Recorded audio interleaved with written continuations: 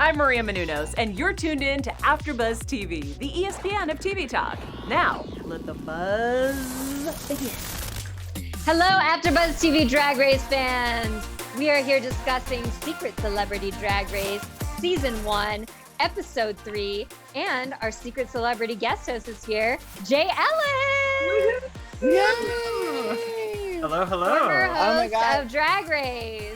Yes, Of our Drag Race after show. They called it in the chat. They just knew it was you. So Oh, that's exciting. Hi, everybody in the chat. Yes. I've missed everyone so much. As much as you guys. I missed you guys too. Oh, we missed Aw. you too. I am your host, 123 Jackie B. With me, as always, Ollie Drennan, hi. Jayla Roxx, Ooh. and Mark and his little doggy. Yep, this is me and Winston. This is Winston. Hi, buddy. Hi, Winnie. Aw. Go for the ear. Goes for the ear every time. Well, thank you guys for tuning in. We're here to dive into our Secret Celebrity episode. This Yes. episode, the Secret Celebrities were Alex Newell, who was on the Glee Project and then Glee, Dustin Milligan, who's on Schitt's Creek, and then Matt Iseman, who's the host of American Ninja Warrior. Um, Did you guys, like they show the like outlines and you hear like a little bit about the people. Do you guys ever guess who they are? Because I haven't been able to. I only guessed one right, and that was Lonnie Love.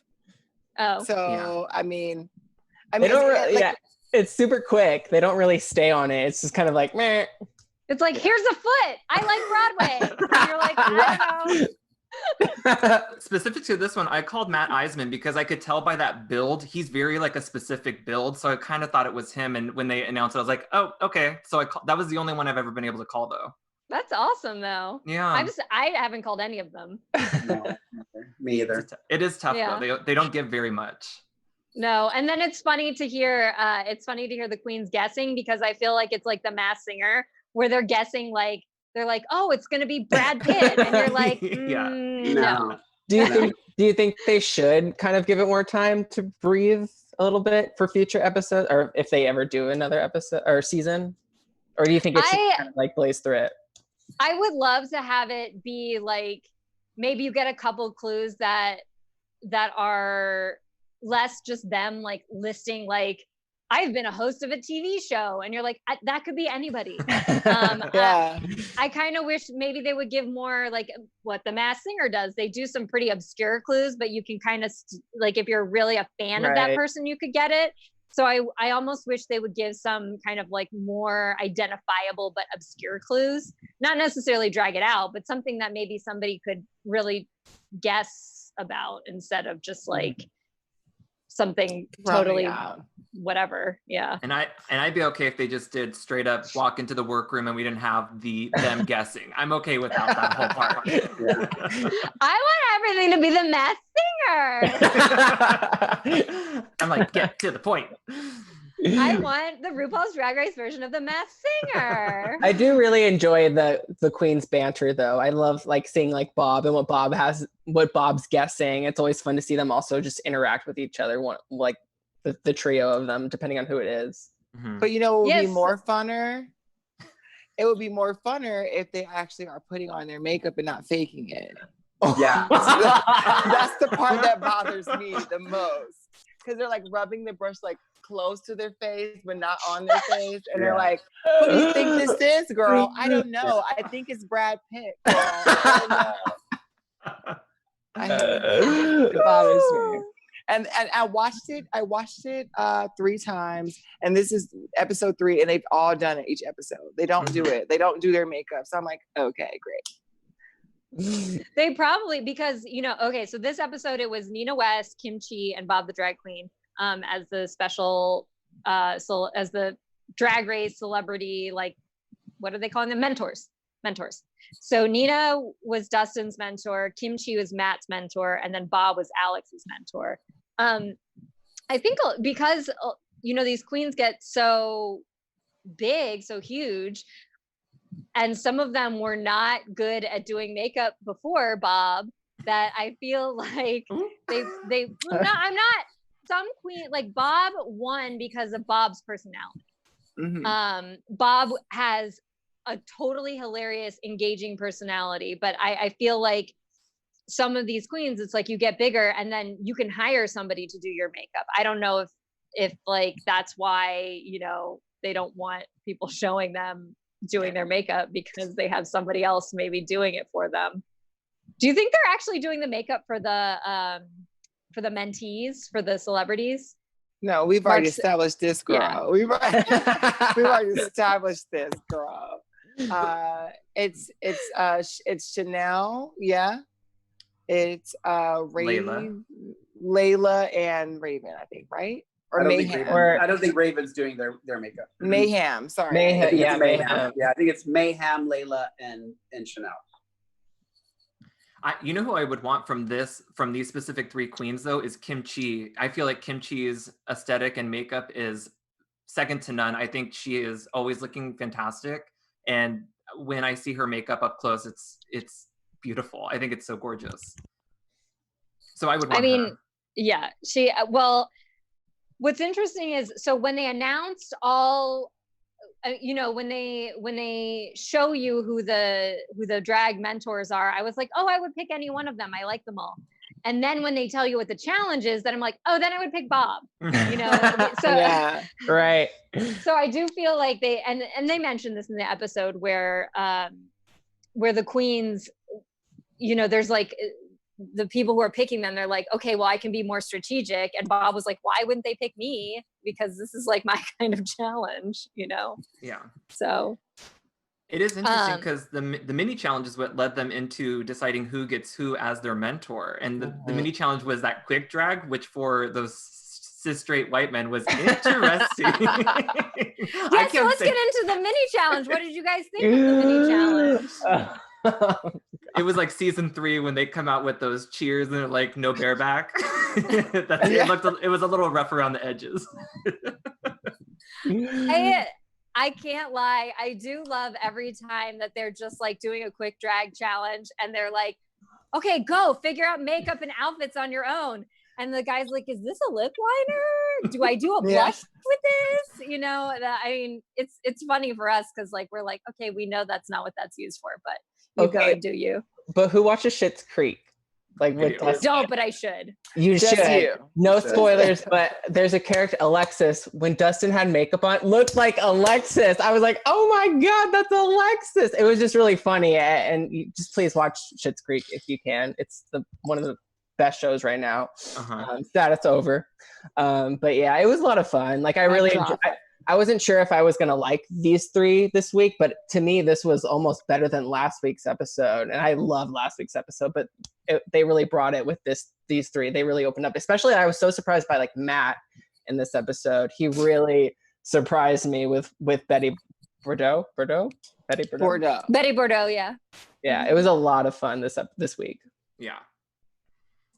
I've been enjoying how game they are, you know, like you think like sometimes maybe they're going to come in and not really know what they signed up for or what they should be doing or be more confused. And they're like, bring it. I'm ready to win. And I'm like, yeah, I love that attitude. Yeah. Well, it's so shocking too, because Dustin Milligan is talking about how much of a fan he is, and he's just not the target demo for RuPaul's Drag Race from what I know anyway.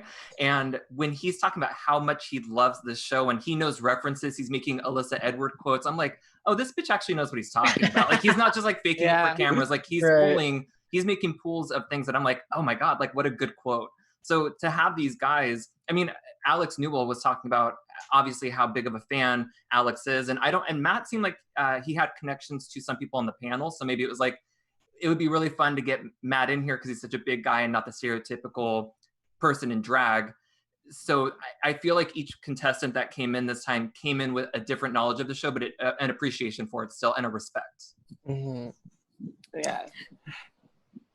So what did you guys think of the main challenge? So it was a roast of RuPaul. And Jay, you said you liked that they're picking out like popular, iconic challenges from Drag Race. Yeah, so this is one like the roast, and we had Snatch Game.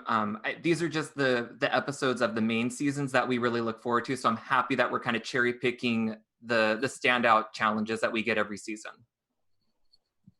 I have to say that this, the main challenge, the roast of RuPaul, had to be one of the hardest times I've laughed during a roast.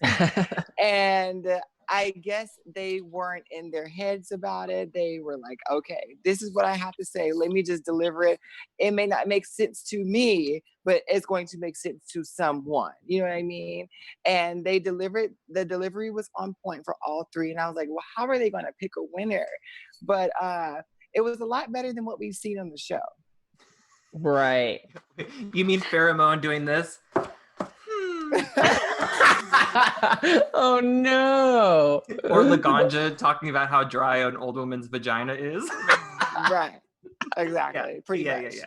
So we didn't once hear the ruku sound. So I'm okay with it. I want to just shout out to the people in our chat room. Thank you guys so much for joining us live. If you give us a 5-star comment on iTunes or a thumbs up and a comment on YouTube, you could be fan of the week. In the chat room right now are Diva Views, Chucky Chuck, Muhammad Al Sadiq, and Muhammad had a great comment saying, do you think it was scripted?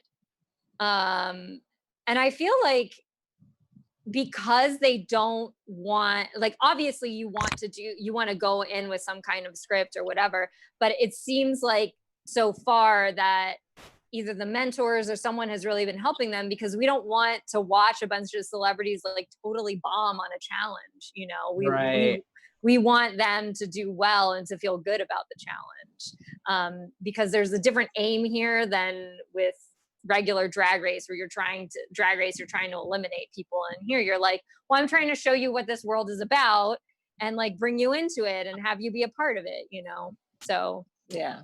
Well, the real question isn't was it scripted? Did we see them write the jokes? Well, I mean, this might be... Normally we see, like, in beginning when they write like Alyssa's like laughing at her jokes, or someone's under the table writing their roast. So we didn't see that. So that's your answer. Mm-hmm. I'm also interested in how the order was picked, because we had Love Connie come out and get like them pumped up and like whatever that was, and we didn't really have a winner of like who got to go first. And I don't know, like Mark, maybe, because I feel like we've had this conversation before of how important it is on who goes first during a roast, because like you kind of want to be first in a roast so you get all like the main pops out, like you get the hard hitters, and before anybody can steal your jokes. Like RuPaul's old, we all have that same joke, but who can make it the most layered and funny? And I feel like in previous seasons, we've seen other people kind of flounder when maybe their joke was taken. So maybe we did have writers kind of off stage helping them out. I don't know. What do you think, Mark? I put my money on that. Would you? Okay. Just my thoughts. Just cackling. It was a lot of fun though. Like, it was fun. It was definitely the funniest. It was hard to pick who was your favorite. Like, does anyone have a favorite of like the three? Because I don't even know if I have a favorite. I think I just like Dustin's like the reoccurring gag of like the bathroom wall, but I also just really liked Matt. Matt was like so surprising to me in this episode, how comfortable he was as Betty and just how confident he was. And he had like stand-up background too, that which probably helped him. But did you guys have a favorite of the three? I would have to go with I see the tie. It had to be a tie, but I think Matt took the cake for me too. I think so too. I think a lot of people don't know that he's a comic and he's done stand-up comedy. I mean, they do say it on the show, but what it takes to do that is, you know, he was just good. He was just really, I mean, they were all really good. I would say it was, there's no way they wrote those. Damn. And we had this moment of comedy gold where it's a one-note joke, but it doesn't fail to make you laugh when these guys who have never done drag before have to learn about tucking. And you had this scene with Dustin where he's like, oh, okay, okay, you know. And then it makes me think, like, these queens have to like walk around and like be uncomfortable in their, like, not uncomfortable like psychologically, but I mean like physically uncomfortable. You have people like sucking in their stomachs and like putting on shoes that are uncomfortable. And every time I see a gag like that, then I have a new appreciation for the people who do drag, because they're in these outfits for so long, and a lot of them are not physically comfortable. And sometimes you're carrying big things on your head, you know, so you're doing something for the love of a craft, which I really respect. And not for nothing, but high heels, high heels are uncomfortable. they are, to add on to that too. Like you're off your center of balance in this constricting clothing sometimes, and I feel like we don't give queens or women enough, or anybody who wears heels, enough respect for what goes into that. Yeah, I love wearing heels, honestly. Like I like to do the Running Man in the heels. And Yeah. I just love the look, but I mean there is some appreciation with taking them off. So you should appreciate that too. So I did love that Alex Newell comes in and says, Mama came wearing a dancing belt. Like they came prepared, because that is something that automatically helps with everything. yes. And we'll talk about this later, but I do like that they have a diversity in the stories. Like you have every episode, you seem to have somebody who maybe knows a little bit more about drag. Like Alex was the person this episode who said he had actually done drag before, and Dustin was a fan of the show, but Matt hasn't done drag and hadn't really, I don't think, seen the show before, you know. So you have like this diversity of perspectives, but everyone's there like for a common goal. Mm-hmm. So that was nice too. Runway, thoughts on the runway? Well, I'll give my main thought. My main thought was that this was my favorite runway of the celebrity season, because I love that it was like boob breastplate eleganza. I always love some realistic looking boobs, and so I was pleased that they all had that, and it made me happy. I like that they all had 3 different colors. Like Alex was red, Yeah. Matt was purple or pink, and then Dustin had the blue. So I love that, like just the juxtaposition of seeing them all. Just like the contrast was obviously very obvious. I think I liked Alex the best though. To me, he just like sold, especially just like Alex trying to find the confidence of just becoming Madame that bitch. Was that Alex? Yeah, Madame that bitch, I loved it. And then I just like I think Alex stole Jayla's name a little bit, but that's okay. It's okay. I'll see you in court, Alex. Like RuPaul, my lawyers are going to be calling. Yes. It is interesting because to have like Dustin in this, like what you said, Jackie, they all had these breastplates, and just the shaping was, I couldn't tell who costumed them because they look so uniform and clean and chic. It didn't seem like in a normal makeover challenge where sometimes we have a person who comes out like looking like a gremlin, like so they just look so clean and put together, and I appreciate that. The only criticism I had was that I felt that Madame that bitch, that breastplate looked kind of cheaper than the other ones. Like, I don't know if it was the exposure that it had, but I kind of clocked it as soon as I saw her come around on the stage. But other than that, the colors and the way that the fabric moved and it caught the lights, everybody just looked really great. I love Bob's white look, by the way. That's the best I've seen Bob ever, with the bang. It's been a lot of fun seeing the former Drag Race contestants, you know, now with that they have tons of money. I know. They're coming on with these like gorgeous outfits ready to wow you. Yeah. Except for a couple weeks ago with Alyssa, and Mark hated everything she was wearing. Oh God. Mark, you were so quiet. I know, it's weird. I'm just agreeing. He's like the villain in a movie petting the dog, just like listening to the evil plans. Oh, no. You say dog. This is like, no, I don't like this. This is like SP level of editing you out. Like, come on, we need you back in the show. Use your voice. I mean, I agree with most everything that you said. I feel like there was something I was going to say and then I lost it. But no, I think that it's like I felt like Dustin looked way too old. Mm. He did look put together, but he looked like my age. And he's not. You know what I mean? Like, I get it that even when I started doing drag at 23, people always thought I was older than I am because And now you're 27. And now I'm 27, 7 years later. No, 4 years later. Sorry. But you know what I mean? Like, I felt like his looked a little too, I don't know. Like, he just, like, when he turned around, I was expecting, like, especially because of his comment coming in about being fish.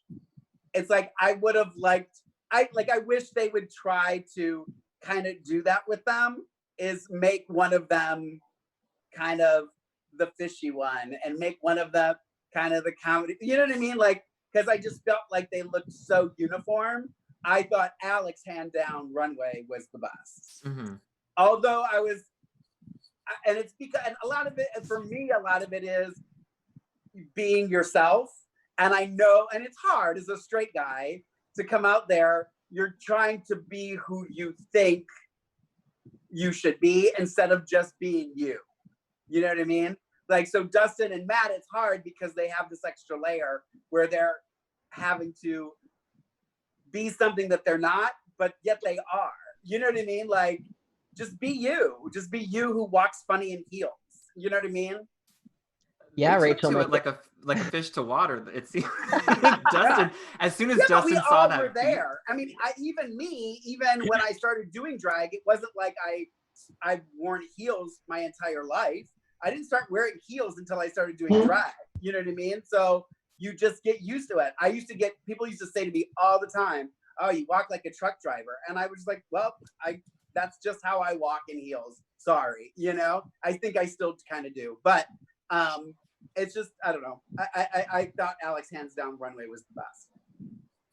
I do understand your comment though about how, you know, like, you want to see their personality come through in their clothing, because it's obvious that they're picking out outfits for them because they want them to look good, you know? Right. So when they know that, okay, we're booking Mark Iseman, we're booking this other person, you know, they probably have a person going to then, you know, buy a costume and pick out a costume and think what's consistent with the theme of this episode and what looks good on them, you know, versus actually being able to consult with them and say, what do you want to look like? What do you want to look like? Or yeah, what kind of drag personality do you want to have? Because you've got a little bit of that with Matt saying he wanted to do old Hollywood glamour. And so he picked an old Hollywood name and they gave him an old Hollywood look. And so with that, I'm like, okay, well, now we see like what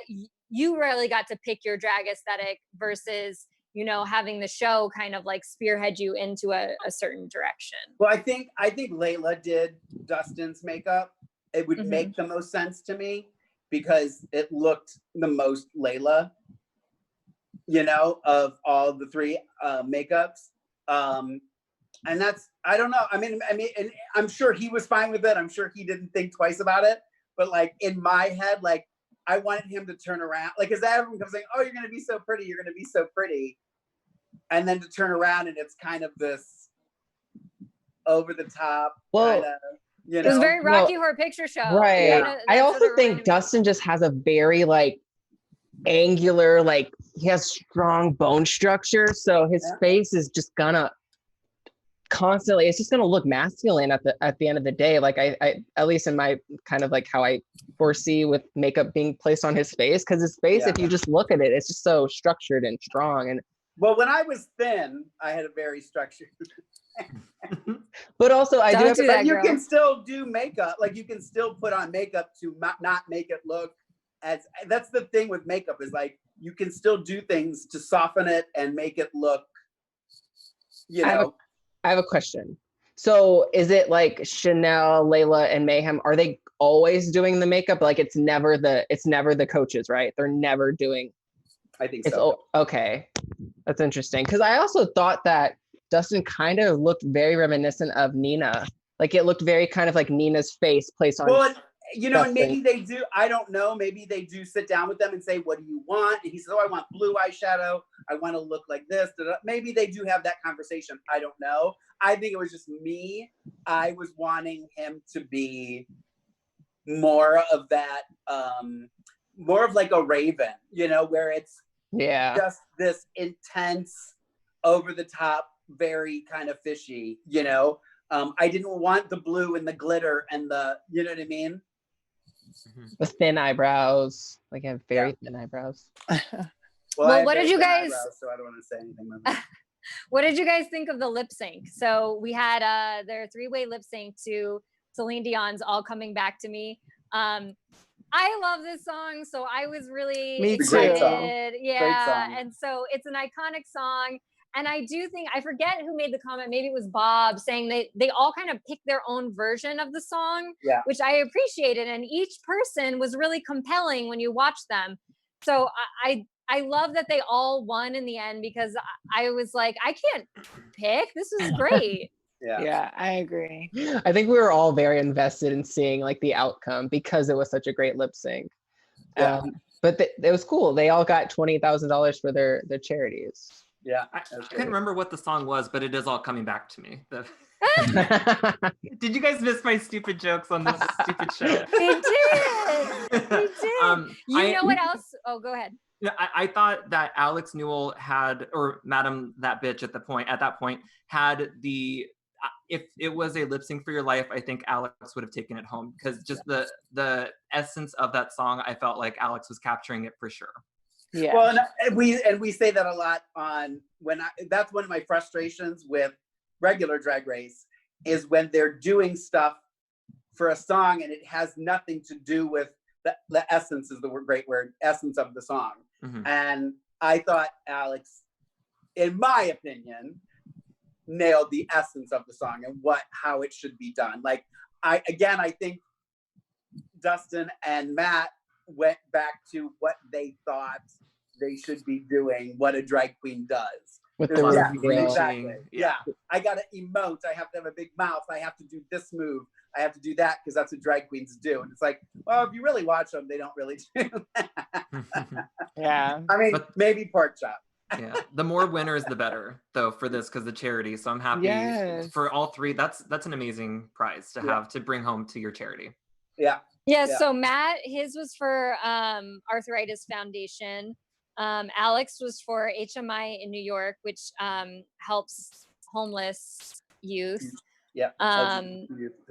Homeless LGBT youth. And then I can't find my notes on Dustin's. It was an acronym for eating disorder.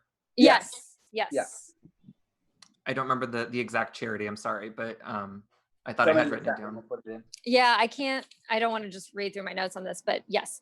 And because we have Jay here and he started the mirror moments, I thought we would have mirror moments on this episode. Yay. So we had 2 mirror moments. We had Alex talk about how he was bullied in school, and he has this moment with Bob about how, like, what doing drag means to him. And then we have a moment with Ross and Matt. So it seems like Matt worked with Carson on Celebrity Apprentice, and he's worked with Ross on something else.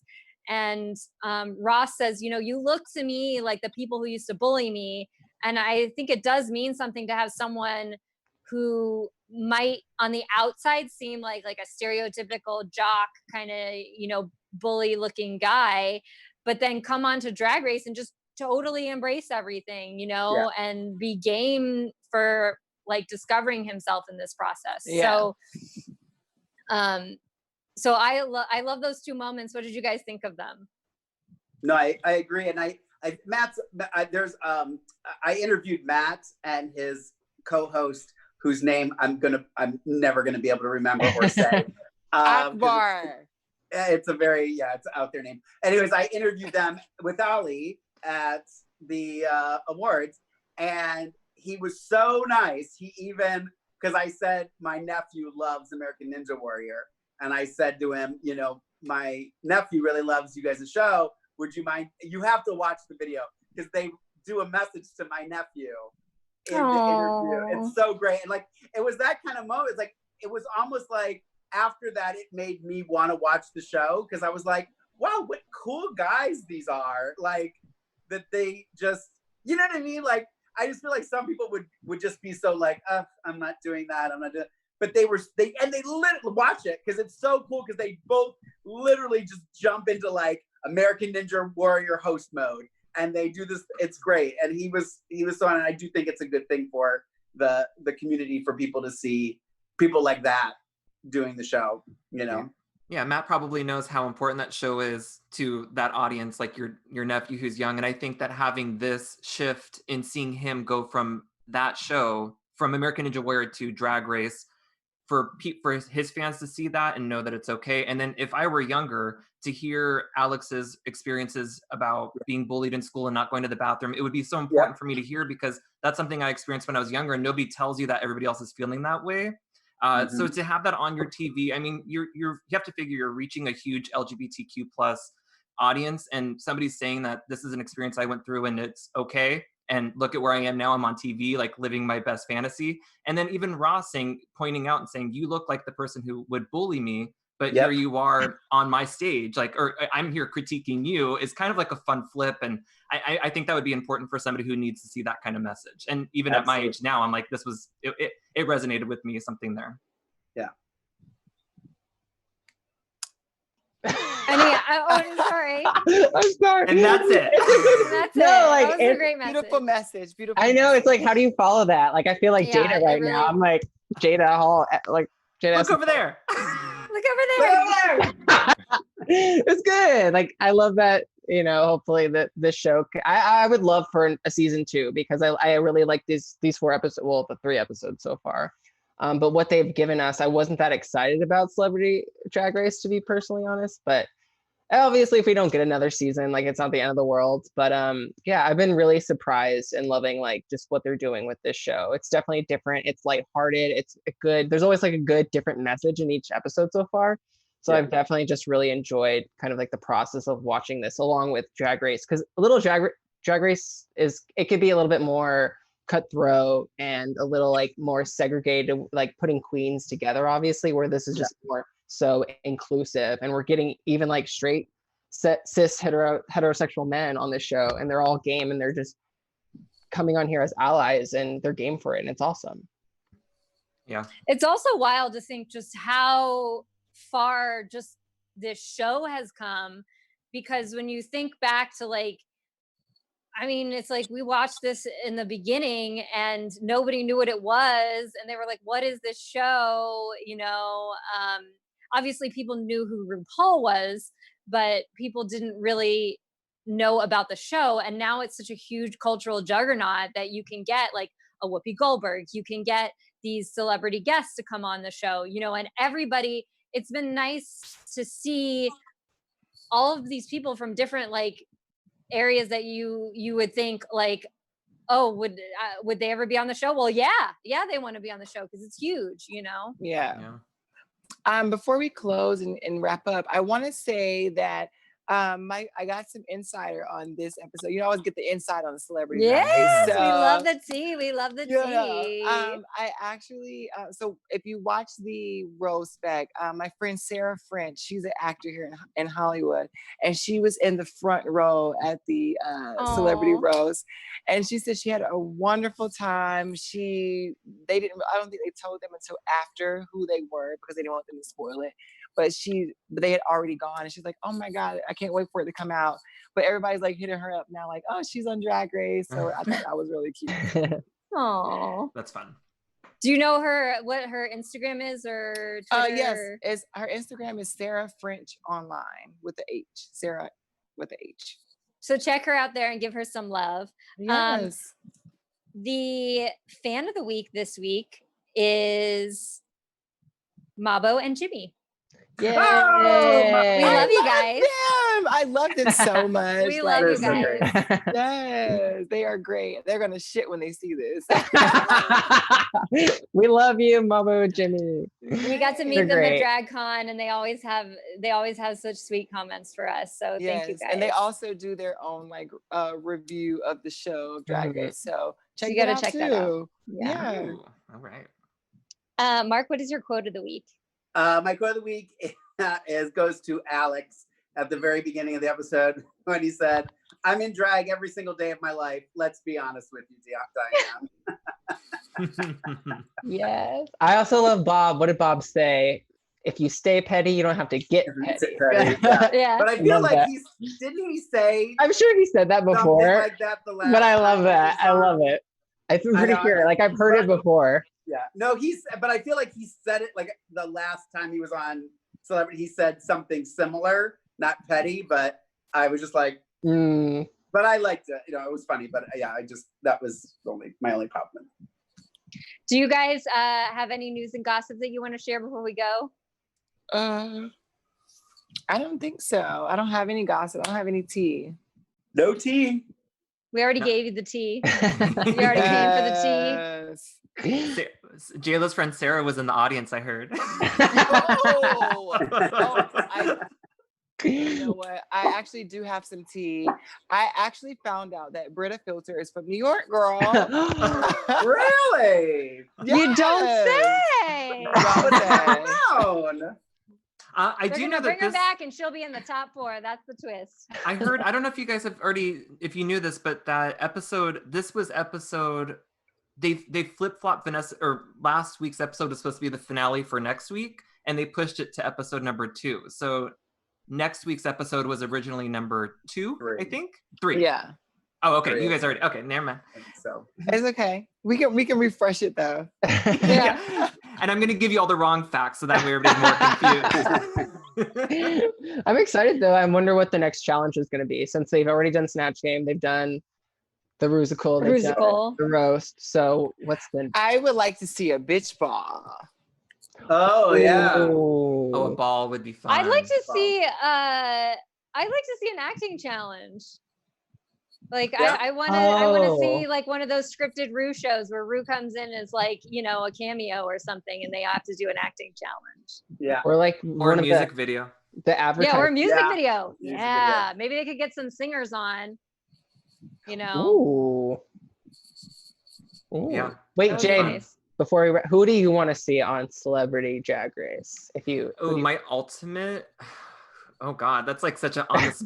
Well, okay, I'll just go with my favorite celebrity ever, which is Sarah Michelle Gellar, who I don't think ever. Yeah, I don't know if she would ever do it, but I think she would be so game to like play, and I don't know, I think she'd be really fun. Oh my gosh, I could see her also being a host. Like, I'm surprised that I think she would be game to be a host, and I'm surprised they haven't like reached out to her. They should. You mean a judge? On regular Drag Race, I think like having her be a host would be fun. But I think I do think too, like you got to make sure that you have people there who actually know who she is, you know, or are interested. Yeah. I think people are interested in her. Yeah. She's a cult icon. Buffy. It's true. Especially for an acting challenge. Sometimes they bring in people who I have no clue, honestly. Like I'm like, who are you? I'm like, well, Bob Harper. What? Bob Harper? Or just known for his directing for sure. Or like Tori Spelling. I'm like, okay. I love Tori. Yes, I love Tori Spelling. But I'm like, okay, Tori Spelling or Sarah Michelle Gellar for an acting challenge.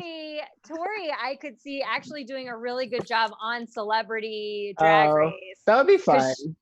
She is like, she's so hammy and she's so down for like whatever, you know. You know who I want to see? I would love to see, and this is going to be like a very gay answer of me, the Countess. Oh God, Luann. Yes. Do you think she would understand what was happening? I think and that's the whole point. Yeah, she'd be wild on here. We want the Countess. Like we want to see like some other reality stars. Like I was happy when we saw Tammy Roman come and from another show and do these things. Maybe SJP. Like we're pulling if they can get Whoopi, like the it's limitless now. So yeah. I agree. Well, thank you guys so much for tuning in.